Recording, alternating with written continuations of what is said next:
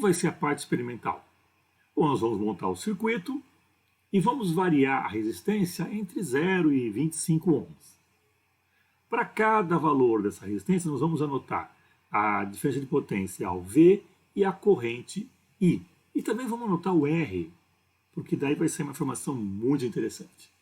Bom, com esse par VI, nós vamos, repara, com esse par VI, a gente pode olhar para essa equação e o gráfico voltagem aqui por corrente nada mais é do que uma reta decrescente, olha só, coeficiente angular negativo, vale menos R, e coeficiente linear, epsilon. Então, de um gráfico V por I, eu tiro como coeficiente linear o valor da força eletromotriz ideal lá do gerador.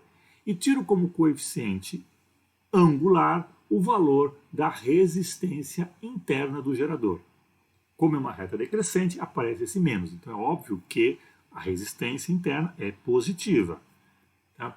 Então o que significa isso? Repara, quanto mais corrente eu tenho no circuito, maior é esse termo.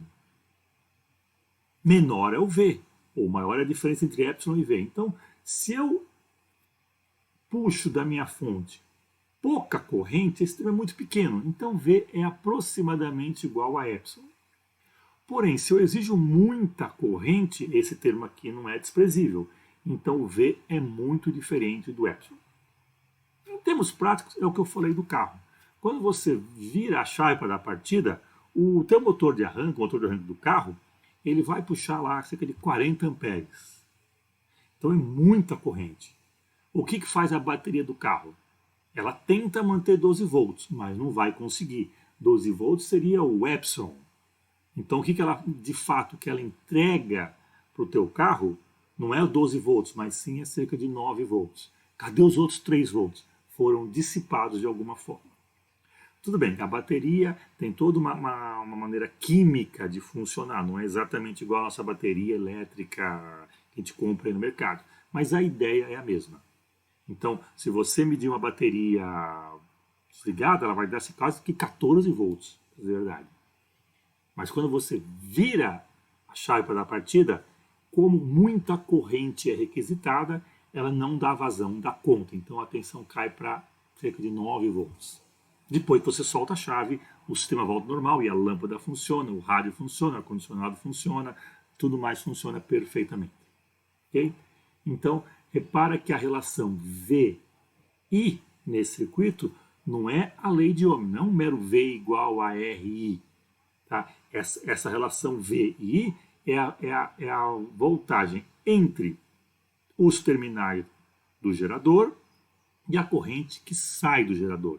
Então não vale V igual a RI aqui. Valeria para esse caso aqui, para esse lado.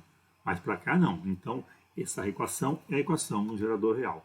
Então, como nós medimos V e medimos I, podemos fazer esse gráfico. Então vamos voltar lá, fazer o gráfico V por I e determinar o epsilon e o R, força eletromotriz, e a resistência interna usando o método dos mínimos quadrados.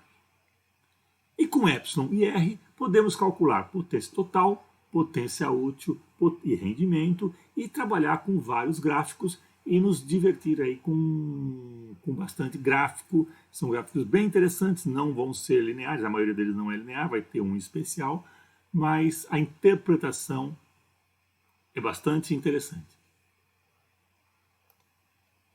Uma tabela de dados para avisar vocês é essa.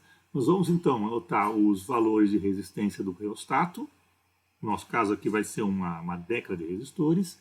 Medir a tensão V em volts, a corrente I em miliampere. Cuidado com essa unidade, miliampere, não é ampere. Qual a diferença? Se você dividir U por I, não dá ohm, vai dar quilo-ohm. Cuidado com isso, tem um 10 a menos 3 aqui. Então a tabela vai ser os valores de R, os valores dos V's, os valores dos I's. E a partir desse par U, V, I, nós vamos calcular epsilon e R, pelaquela reta, e com epsilon, R e Rão, nós vamos calcular potência total, potência útil e rendimento. Tá? E fazer gráfico desses três em função de R. Então, análise gráfica, resumidamente, aqui é o seguinte, um gráfico de V por I vai dar uma reta decrescente. Usando o MQ, nós vamos calcular epsilon, R' e o coeficiente de correlação. Esse R' aqui é o correlação, esse R' aqui é a resistência interna. Então, cuidado com a letra para não confundir. Tá bom? A partir, então, de epsilon e R', podemos calcular potência total, essa curva preta, potência útil, essa curva vermelha, e vamos observar que tem um valor de máximo aqui na potência útil, ou seja, existe uma condição na qual o usuário consegue, vamos dizer assim, usar da melhor maneira, ou consegue maximizar essa utilização daquela energia que veio da fonte. Se é uma condição especial de máximo, podemos calcular. Como você calcula o máximo de uma função, como você encontra esse R, é a resistência do circuito que faz com que o usuário use o máximo possível. Basta derivar a potência útil em relação a R e calcular o valor crítico que nós encontrarmos, vai ser esse valor de R estrela. Então assim consegue determinar esse parâmetro. O outro gráfico vai ser do rendimento em função também da resistência do circuito. E nós vamos observar que nessa condição de máximo, o rendimento não é 100%. Vamos ver esse gráfico também. E o último gráfico do desafio, para provocar vocês, é esse gráfico. O que dá um gráfico de 1 sobre rendimento sobre 1 sobre a resistência do circuito?